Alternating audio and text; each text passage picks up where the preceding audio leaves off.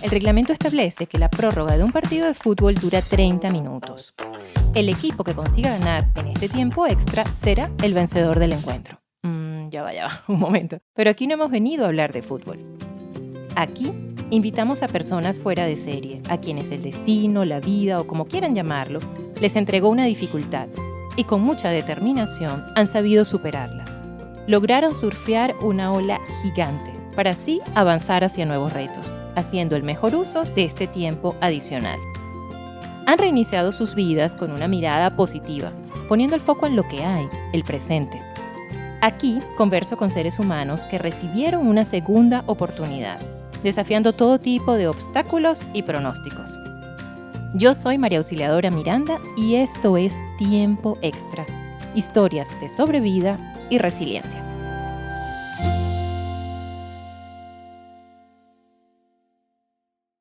Hola a todos, bienvenidos a este sexto episodio de Tiempo Extra. Hoy me acompaña alguien muy especial, Andreina Tortolero.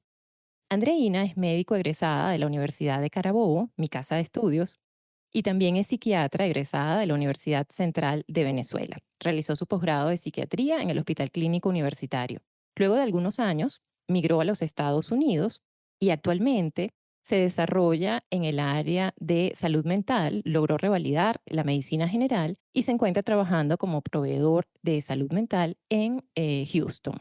Andreina es psiquiatra y es importante que me acompañe hoy porque ella está abriendo un nuevo camino, un nuevo espacio en este podcast que deseo llamar Hablan los expertos. Ustedes saben que soy pediatra y que soy también una amante de otras áreas de la medicina, pero conozco muy bien mis limitaciones y mis áreas de experticia. En los primeros episodios hemos estado desarrollando temas muy interesantes. En todos esos temas que hemos desarrollado, hemos rozado un tema general enorme que es el de la salud mental. Entonces, para mí es muy importante contar con el apoyo de colegas que me brinden conocimientos, que nos ayuden a discernir algunas cosas. Y esa es la razón por la que hemos decidido pues abrir este espacio que hoy Andreina está inaugurando. Así que bienvenida Andreina a Tiempo Extra.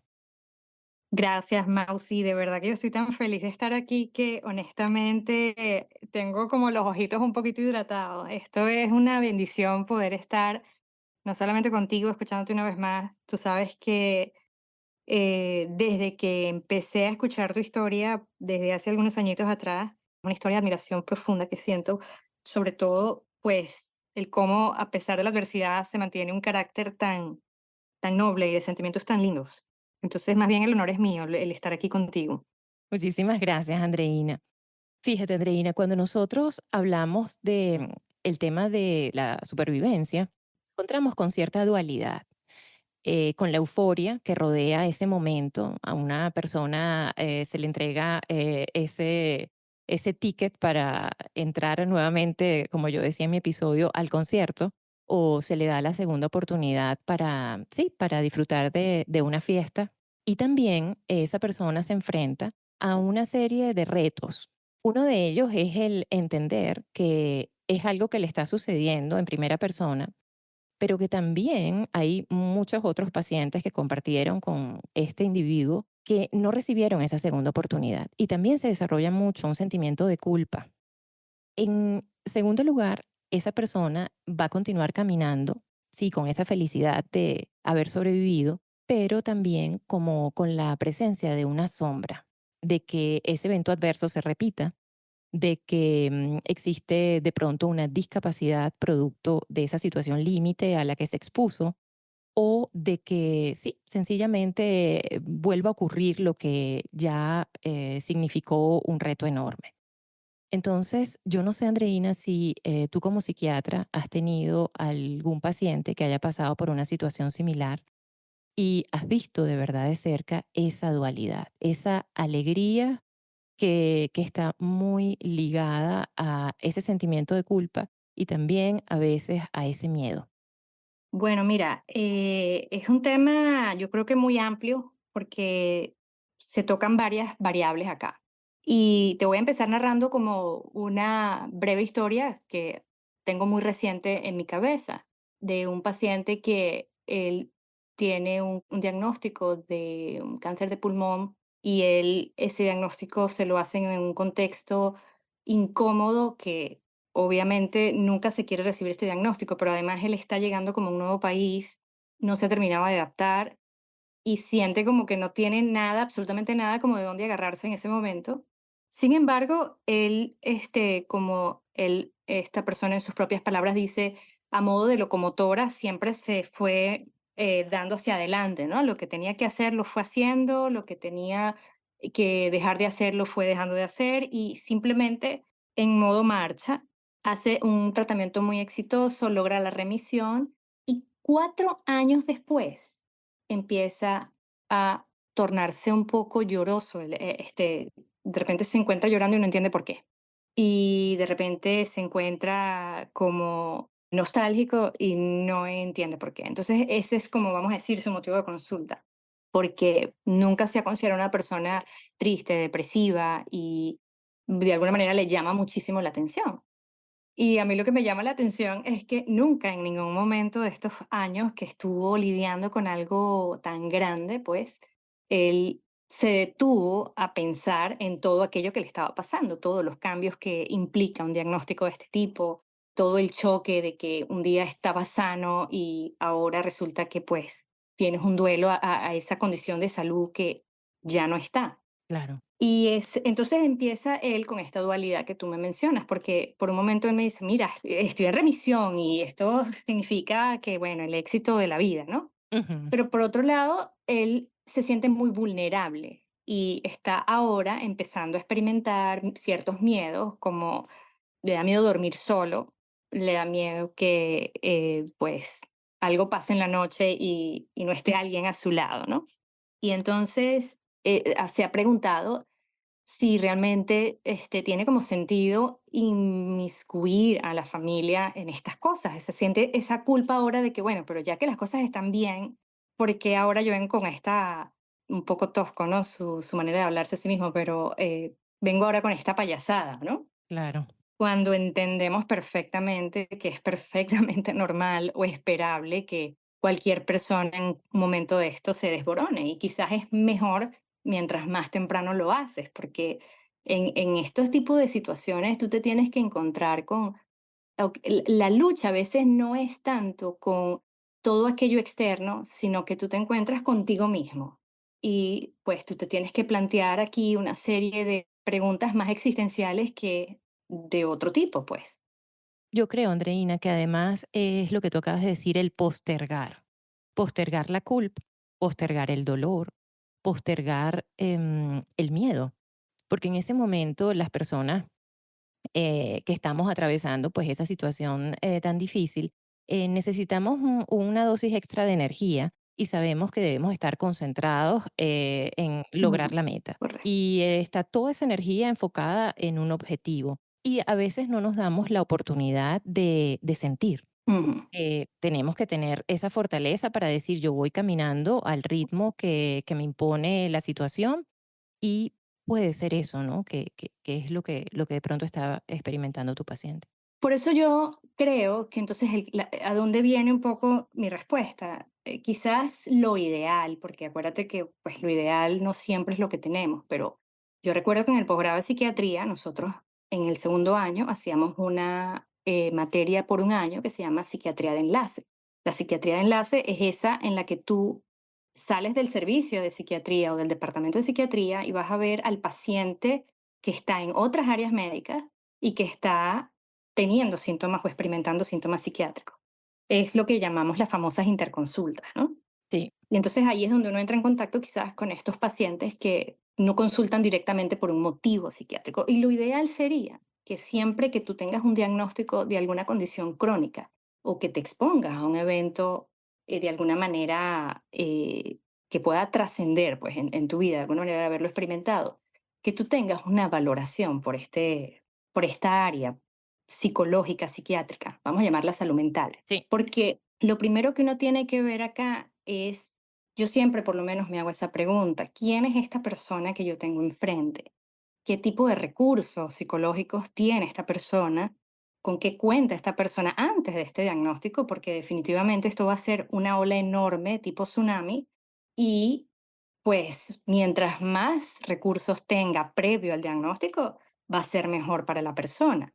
Pero eso uno siempre tiene que preguntárselo, ¿a quién tengo enfrente? ¿Cuáles son las fortalezas de esta persona? Porque se nubla la mente y a veces no se logra en esos primeros momentos apreciar absolutamente nada. El tema oncológico específicamente tiene grandes, vamos a decir, como situaciones desafiantes y es que depende mucho de muchas cosas, de en qué momento hicieron el diagnóstico, por ejemplo, si es en un estadio temprano, si es en un estadio terminal, si es una persona de un grupo etario específico. Hay grupos etarios que toleran mejor estos diagnósticos, ¿no?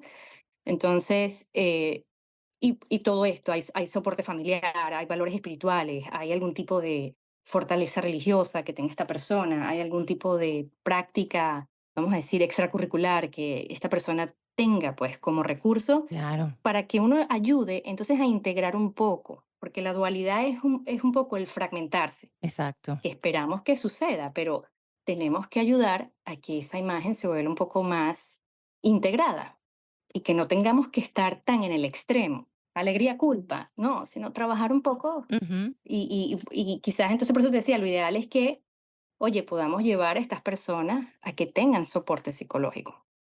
Exacto, y que eso ocurra de una forma temprana, Andreina. Temprana, temprana. Tú mencionabas la parte oncológica, y yo me atrevería a decir que cualquier evento donde la vida corrió peligro es un evento que pudiese ser el caldo de cultivo para generar más adelante un trastorno del estrés postraumático. Y este diagnóstico, Andreina, también es de una esfera de psiquiatría. O sea, es algo que el médico general no puede tratar, es algo que requiere de la valoración de un especialista y a veces la misma persona está, como tú mencionabas, a este paciente ya distanciada del evento. O sea, han pasado de pronto años y empieza a tener manifestaciones extrañas, apáticas, un poco de, sí, sensaciones tipo depresión o incluso esa hiperexcitación o esa hiperactividad, esos estados de alerta continua Ujú. que probablemente sean los motivos de consulta. Pienso que eso pudiese ser como la forma de llegar, ¿no?, al especialista. Claro, claro, sí. Normalmente el estrés postraumático, primero es un diagnóstico clínico que tiene una temporalidad. Eso es un evento que definitivamente se evidencia. Puede ser de la categoría que ponga en riesgo tu vida, pero una catástrofe natural, puede ser un abuso, violencia.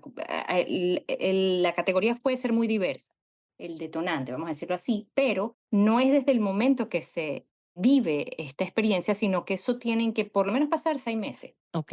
causando un distrés constante en la persona que lo padeció. Y este distrés tiene criterios específicos. O sea, no quiero como que se entienda que todo el mundo que estuvo expuesto a algo de esto va a desarrollar un estrés postraumático. No, pero obviamente pues tienes más riesgo. Pero también ahí siempre digo, ¿quién es este paciente? Porque hay experiencias que a veces no son tan dramáticas como lo que he mencionado antes, y aún así pueden funcionar como un factor de riesgo para desarrollar un posible estrés postraumático.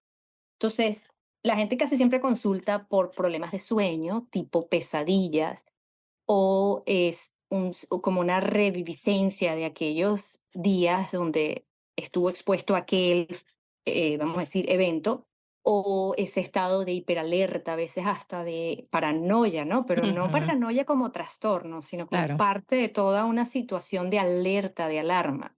Y pues muchas veces cuando ya un paciente llega con estrés postraumático, previamente se instalaron otras cosas porque buscan resolver a veces de manera no tan saludable y entonces usan sustancias para dormir o empiezan a tomar más alcohol o otras cosas que pueden ayudar a que él llegue antes por otros motivos. Pero quizás lo que siempre uno quisiera es que no tuviésemos que esperar tanto tiempo para poder ver a este paciente y no dejar este fenómeno evolucionar a un estrés postraumático. Ok. Eso es lo importante. Sí, yo me acuerdo que yo daba un taller que hablábamos de autoestima y yo hacía allí una gráfica donde una niñita está caminando, como decir, caminando por la vida y tiene, como decirte, una experiencia negativa. Ujú. Y esa experiencia genera un malestar, pero vamos a suponer que vuelve a tener otra experiencia negativa y vuelve a generar este malestar. Y entonces ella empieza como a registrar este tipo de experiencias por lo general y empieza a desarrollar sentimientos nuevos. Allí es donde uno normalmente ve al paciente. Cuando ya el paciente ha desarrollado una distorsión, ideas de minusvalía, yo no valgo, yo no sirvo. Y la verdad es que uno quisiera verlo desde el principio, Claro. desde aquel primer momento que te causó ese malestar, que era una respuesta humana y quizás normal para lo que había sucedido. Pero tú no dejas que se consoliden esos registros distorsionados de manera consistente.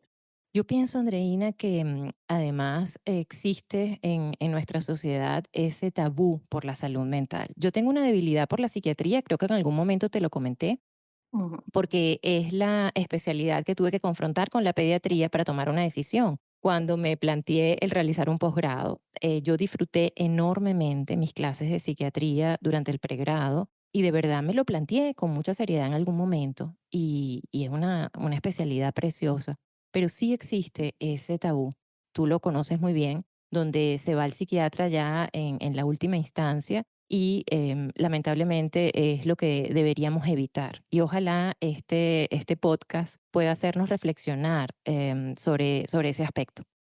Claro, porque es que cada vez más, yo te digo, si hay algo bueno que yo pudiera mencionar de la pandemia, porque fue realmente una época muy dura para el mundo, es que tanta gente que no tenía historia por psiquiatría se sintió tan mal Ujú. que empezaron a ver como más de cerca y con buenos ojos a esta área. Entonces, cada día yo veo cómo llegan comunidades que normalmente no venían. Por ejemplo, aquí en donde yo trabajo, la consulta hispana, por ejemplo, tú tenías que el 90% venían las mujeres. Ahora cada vez vemos más hombres sensibles a esta área y entienden pues que hay un cardiólogo para atender problemas del corazón y hay Sí, una persona con la que tú puedes hablar de esta, vamos a llamarla parte emocional, que no la puedes hablar con otra persona. Y eso me da mucha esperanza porque pues vamos cada día derrumbando poquito a poco esos estigmas, porque al final siempre lo que queremos es que la atención sea lo más temprano posible, porque una experiencia de estas, vamos a llamarla traumática sin ponerle apellido, puede ser un evento muy destructivo, pero puede ser también un renacer para una persona en particular, dependiendo de qué recursos vamos a utilizar. exacto. Una cosa que también yo he experimentado, Andreina, es esa sensación de inmediatez, de ya no Mm. tener tiempo. Y puedo hablar en mi caso en particular, donde yo no tengo mayores secuelas, yo, digamos, por suerte, estoy sana, estoy bien, pero sí, en mí está muy presente la realidad de este tiempo finito y a veces he atropellado a gente sin querer, sí, sí, es así, porque mis lapsos de tiempo son cortos. O sea, yo manejo una agenda que va muy al presente, muy ligada al presente, y siento que es producto de eso que me ocurrió. Y cuando he hablado con otras personas me dicen, a mí me pasa lo mismo. Claro, Personas que han pasado por eventos similares. Y yo creo que esa inmediatez es producto de, sí, de ese evento, pues un poco traumático al que estuvimos sometidos, claro. que nos hace ver con mucha claridad el presente, ¿no? El valor del presente. Claro, acuérdate que no fue que te enfrentaste a cualquier cosa, o sea, sí te enfrentaste de alguna manera a, digamos, a la realidad inexorable, o sea, todos vamos a morir, pero no todos necesariamente tenemos que saber cuándo va a pasar. Pero de alguna manera el paciente que por lo menos experimenta un diagnóstico oncológico, siempre de buenas a primeras tiene la fantasía de que eso está muy cerca, aunque no necesariamente ese sea el desenlace, porque cada vez más vemos cómo estos diagnósticos pasan a ser más crónicos que mortales, pues como eran hace a lo mejor 50 Mm. o 60 años atrás. Pero hay una necesidad de concretar porque yo llegué a estar en contacto con ese tiempo que me llegó hasta cero. Claro. Y tan es así que, bueno, creo que hace alusión el nombre del podcast, ¿no? Sí. Entonces, de alguna manera se enfrenta uno como quizás como con esos miedos colectivos muy, muy inconscientes de que, bueno, mira, mi turno pudo haber llegado. Entonces, no hay necesidad de esperar, porque ¿para qué? Exacto. Todos tenemos la capacidad de sobreponernos a estas situaciones límite y es allí donde juega un papel súper importante, Andreina, la resiliencia. Esa capacidad de lograr un desenlace exitoso Ujú, y además de hacer que ese evento adverso se convierta en gasolina y en energía para nuestro crecimiento personal. La ujú, resiliencia es uno de los temas más importantes que tratamos en este podcast y en estos primeros 5 episodios que nos han pues entregado estas mujeres que he invitado, está súper presente, o sea, está muy presente. Han tenido que hacer uso de la resiliencia para decir, ahora quiero resignificar mi vida, he recibido esta nueva oportunidad y lo que voy a hacer es transformar un poco el objetivo siguiente y darle un propósito a esa vida que tenemos, ¿no? Yo creo que los espíritus resilientes además se contagian, Andreina. O sea, muchas veces una persona está pasando por ese momento, logra superarlo y está tratando también de irradiar un poco a su alrededor, a todo el mundo, con esa buena energía y con ese halo positivo, que yo siempre digo que hay que cuidarse de que sea un positivismo sano y no tóxico, correcto, correcto. porque eso Claro, ahora está muy, muy presente y de verdad que yo ahora me siento súper responsable, que lo que hago es conducir este espacio, pero no soy quien para juzgar a nadie, por supuesto, pero sí me claro, cuido mucho de que no estemos ofreciéndole a las personas falsas esperanzas, porque hay momentos en donde realmente la cuesta es bien empinada y claro, hay que saber que hay desenlaces que no son favorables. Y tú y yo como médicos sabemos que incluso imprimiéndole toda la buena fe y la buena energía, hay desenlaces que sencillamente no son los más favorables. Pero fíjate, en claro. ese tema de la resiliencia, Andreina, uno debería pensar que esa persona resiliente, que esa persona que ha puesto lo mejor de sí para superar ese escollo, no tiene miedo. Y es Ujú, falso, es ujú, falso. Eso es algo que yo logré discutir en el segundo episodio cuando hablé con Antonella ujú, y hablábamos de que se siente el temor. O sea, hay un temor a que las cosas no salgan bien, por esto mismo que acabo de decir, de que a veces hay circunstancias que se complican a tal grado donde, bueno, el escenario no es el mejor. claro, Y ese temor está presente en diferentes grados, pero está presente. claro, Y hay un temor al futuro. En mi opinión particular, una persona que ha sobrevivido, una persona que ha pasado por una circunstancia difícil y experimenta ese temor, no se diferencia de pronto mucho, Andreina, de esa incertidumbre que cualquier ser humano puede tener frente al futuro. Porque incluso alguien sano no sabe lo que va a ocurrir mañana. Tú y yo estamos hablando justo correcto, ahora y no tenemos idea de lo que va a correcto. ocurrir mañana. O sea, tenemos más o menos un plan. Mañana yo tengo algunas actividades, de hecho tengo que viajar, pero no sé si llego a mi destino. Claro, correcto. Entonces no sabemos. Y esa incertidumbre es tan humana, es algo que nos va a acompañar siempre hasta el último día. Conversaba con Antonella de si cargamos la mochila del miedo perennemente, ¿cómo estamos viviendo? O sea, ¿cómo estamos haciendo uso de esta segunda oportunidad? No le estamos dando un buen uso a este segundo chance. Y esa zozobra tampoco nos va a dejar hacer planes, disfrutar del presente, entusiasmarnos con un proyecto bonito. Entonces yo he luchado mucho en que a mí me defina lo que soy, mis metas, mis sueños y no lo que me ocurrió. ¿Cuál sería tu Claro. opinión en ese sentido, Andreina? Bueno, primero, de todo lo que me has dicho, solamente yo te corregiría un pedacito muy pequeñito, que era muy al inicio, en donde decías, todos nos sobreponemos.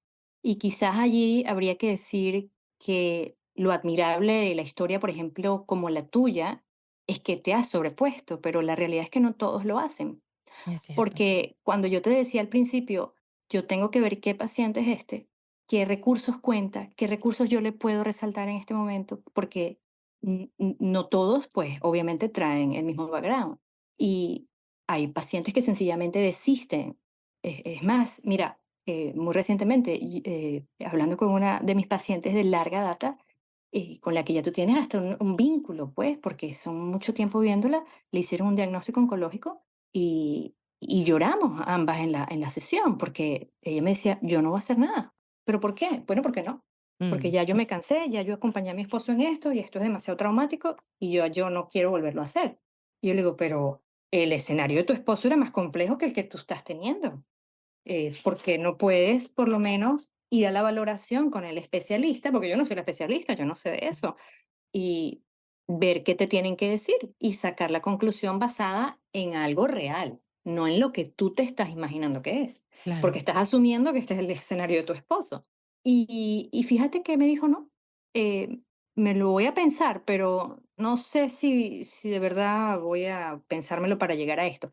¿Qué va a pasar en su mente en este tiempo que ella se está tomando? No lo sé, pero de momento estamos con una negación tremenda que me dice, no me interesa nada, pues.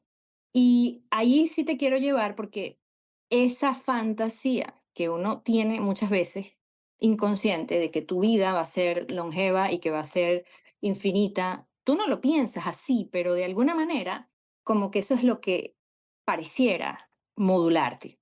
Entonces cuando tú te encuentras, por eso te decía, cuando a ti te dicen, mira, es que tienes es más, para ponerte el cuento más personal, yo tuve una mamografía en enero, diagnóstica como siempre, regular, y resulta que sale anormal. Mm, Y me mandan a hacer la screening, no, la diagnóstica. Y entre la primera y la segunda hubo un mes y medio. Y por más que el doctor me dijo 100 veces, mira, esto es muy común, esto puede ser un defecto de artefacto, esto es así, es protocolo.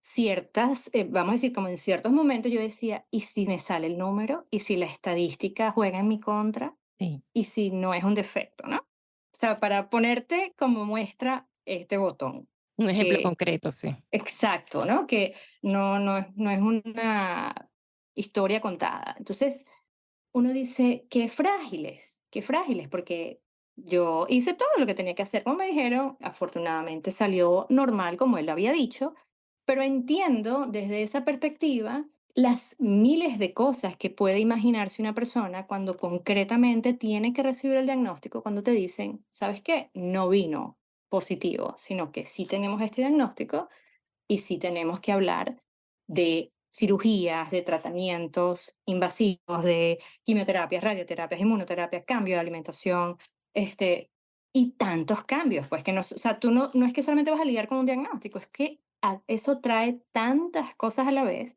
que te enfrentas, pues, con que te dijeron, el reloj sí se nos está apagando o se Claro. nos pudiera apagar. Entonces, bueno, ¿cómo hacemos para lidiar con esa, vamos a decir, la peor fantasía o que se te haga realidad la peor pesadilla? Que te digan, pero insisto, puede ser una situación muy destructiva o pudiera representar el camino de algo muy bonito. Y me remito a tu libro Intemperie, cuando tú dices en uno de los poemas Tan bella. que hay que, aquí dice, no me permito gritar, aunque en la garganta aniden miles de abejas. A mí eso me pareció, Mausi, hay tres puntos aquí en este libro que yo decía, wow, ¿quién habla de esto? Eh, Esto habla, este es el paciente que yo quiero ver, este momento, o sea, muy temprano, porque yo intuyo, no lo sé, que esto no es al final del camino, o, sino que esto yo pienso que debe ser en pleno proceso o quizás al inicio. Pero yo quiero que no se me queden esas abejas allí, que no se me aniden. claro. Y sabes, Andreina, que los budistas dicen que no hay modo alguno de escapar del dolor si te empeñas en salir de él. O Correcto, sea, esa aceptación, la correcto, aceptación de la realidad es el ver al factor miedo o a todo aquello que desencadenó el miedo a los ojos y aceptar que es una situación que va a ser temporal. Y yo pienso que allí hay un valor y una luz que deberíamos no olvidar. Fíjate, Andreina, correcto. sí, yo a los invitados siempre les pregunto sobre lo que han hecho durante este tiempo extra. Y ahora que tú estás abriendo este ciclo donde hablan los expertos, quiero cambiar un poco el cierre pidiéndole a ustedes estrategias para que estas personas, como yo, que hemos recibido esta segunda oportunidad, podamos maximizar este tiempo extra, podamos vivirlo de una forma sana, podamos estar en un espacio seguro y sentirnos bien. ¿Qué tipo de estrategias, Andreina, tú podrías compartir hoy con nosotros en relación a esto? Mira, yo primero te diría que ojalá todo el mundo pueda leer de tu libro o da lo bueno, porque esto es lo que yo llamo qué recursos tiene este paciente. Porque entonces, que a mí tú me digas que te has planteado una serie de cosas maravillosas, que a veces son muy simples, pero que tú contemples eso y que tú tengas eso previo a este diagnóstico. Entonces, este diagnóstico, este evento de vida o lo que sea, eso te va a dar a ti un plus. ¿Cómo tú has venido alimentando tu mente? ¿Qué tipo de pensamiento estás dejando crecer? ¿Qué tipo de fortalezas estás todos los días trabajando? Entonces, bueno, la salud mental recomienda que, bueno, tú todos los días tienes que tratar de comer más balanceado, comer más saludable, porque de alguna manera ya hay evidencia que sugiere que los alimentos tienen mucho que ver de cómo nos enfermamos, ¿verdad? Sí, Hay que tratar de que nos tenemos que mantener físicamente algo activo. Yo no te voy a pedir que seas maratonista, ni que seas fitness, ni que seas el mejor del deporte, pero sí por lo menos tengas una actividad mínima, porque eso se va a traducir en salud física y en salud mental. Que conserves actividades de recreamiento, de esparcimiento, ¿no? Porque todo eso se va en algún momento lo vamos a llamar esas estrategias de afrontamiento, lo vamos a utilizar, pero además, si te puedes permitir el pedir ayuda, mira, no tiene que ser con un psiquiatra, pero con alguien, porque a veces entonces empiezan a tornarse esta actitud de caparazón, de que me encierro en mí misma, esto me está pasando a mí y yo sola puedo con esto. Esa actitud más bien va a hacerte el camino más difícil. No es que no funcione, sino que va a ser el camino más difícil. Entonces, a veces tenemos que mostrarnos un poco vulnerables sí, y esta vulnerabilidad es más probable que conecte con otros y esos otros abrirnos sus espacios también. Si pudiéramos exigir todo lo que queremos, ¿verdad? Porque así a veces hay que pedir en modo de abundancia, pues ojalá entonces el paso siguiente sea hablar con un especialista en salud mental, es lo ideal. porque sí, esto es un camino, como te digo, es muy difícil. No podemos de ninguna manera minimizar lo que significa lidiar con una experiencia traumática, pero no necesariamente se tiene que almacenar o registrar en esas estructuras mentales como un trauma. Puede ser un hito en tu vida que marcó un antes y un después, pero podemos seguir adelante sin necesidad de que perdamos nuestro sueño, Mm. perdamos nuestro apetito, se deteriore nuestra calidad de vida, porque eso se consolidó como un evento traumático. No sé Exacto. si logro explicar esa idea, pero Totalmente, Andreina, logras explicarla y además creo que en tus palabras encontré un sentido muy especial que es que el trauma puede rediseñar positivamente nuestras vidas. Puede crear espíritus resilientes, puede darnos el enfoque y la energía que necesitamos para avanzar un nuevo camino en esta segunda oportunidad. Y por supuesto, eso no se hace por obra y arte de magia, eso no es claro, una obra sencilla, no es algo que ocurra de un día para otro, pero sí contando con personas de confianza, contando con especialistas en el área de la salud mental, es posible. Así que muchísimas gracias, Andreina, por esta conversación tan bonita, tan sentida, donde además nos has entregado herramientas muy útiles. Yo espero que no solo los sobrevivientes, sino las personas que no han sido sometidas a estas situaciones tan difíciles y andan por allí, normales en su vida, claro. también escuchen el episodio, escuchen todos los conocimientos que hoy compartimos y también saquen sus conclusiones para vivir una vida lo más sana posible, no solo desde el punto de vista físico, sino también prestando atención a su salud mental. Muchísimas gracias, Andreina, por estar hoy con nosotros y por habernos dedicado esos valiosos minutos a tiempo Gracias a extra. ti, gracias a ti y por favor comparte Oda a lo bueno, porque básicamente el resumen era ese, el poema hay que leerlo y lo tiene que leer la propia autora, pero es importante que tú dejes claro que el paquete o esa maleta la llenemos con cada una de estas cosas que forman parte de nuestras vidas. Y Claro. obviamente para mí que mencionen a Cerati aquí y su fuerza natural, bueno, yo quedo muy feliz. La poesía me ha animado siempre, Andreina, es algo que ha alimentado mi vida bueno, desde muy jovencita.